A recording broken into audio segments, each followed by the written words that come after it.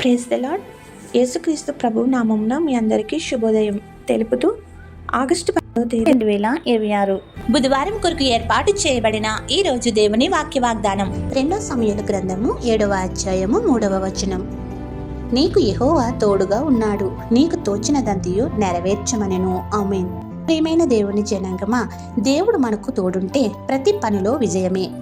విజయుడైన యేసుక్రీస్తు తన ప్రజలను నిరంతరము కాపాడి సంరక్షించేవాడు, కార్యములు నెరవేర్చేవాడు. ఆయన సన్నిధిలో మనస్ఫూర్తిగా చెప్పుకొనగలిగితే మన మదికి జ్ఞానమిచ్చి మంచి ఆలోచన పుట్టించేవాడు త్రియేక దేవుడు.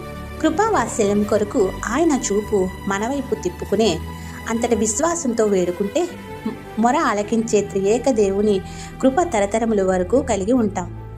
అంతటి రక్షణ ఇచ్చే దేవునికి ఎల్లప్పుడూ కృతజ్ఞతాస్తుతులు చెల్లించుచు ఆయన నామమును గణపరిచే వారముగా నడుచుకోవాలని కోరుతూ ప్రార్థన. మమ్మును ద్రాక్షావల్లి వలె ఫలింపు చేయు మా క్రీస్తునాథ, ఈ రోజు వాక్య వాగ్దానం ద్వారా ఈ వాక్యకై కృతజ్ఞతాస్తుతులు చెల్లించుచున్నాము.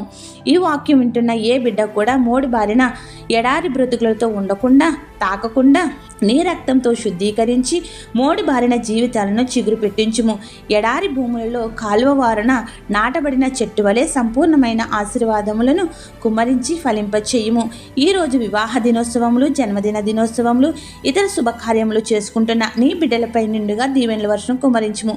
ఎవరైతే బాధలలో, శ్రమలలో, కష్టములలో, ఇబ్బందులలో, నష్టములలో, అప్పుల్లో, దుఃఖంలో, అనారోగ్యముతో ఉన్నారో వారికి నీ ఆదరణ ఇచ్చి గొప్ప స్వాంతన చేకూర్చి ఆదుకొనుము.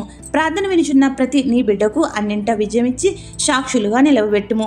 ఈ ప్రార్థనలో ఏకీభిస్తున్న ప్రతి బిడ్డ యొక్క మనవిని ఆలకించి వారి సమస్యల నుండి ఉపశమనం కలిగించి దీవెనలు కుమ్మరించమని వేడుకొనుచున్నాము. ఏ అంశం మరిచితమో విడిచితమో అవన్నీ నీకే సమర్పిస్తూ తండ్రి, కుమార, పరిశుద్ధాత్మ యేసుక్రీస్తు నామమున చిగురింపచేసి నీ ఫలములను నూరంతలుగా అందుకునే భాగ్యములను మన ఎల్లరికూ దయచేయును గాక.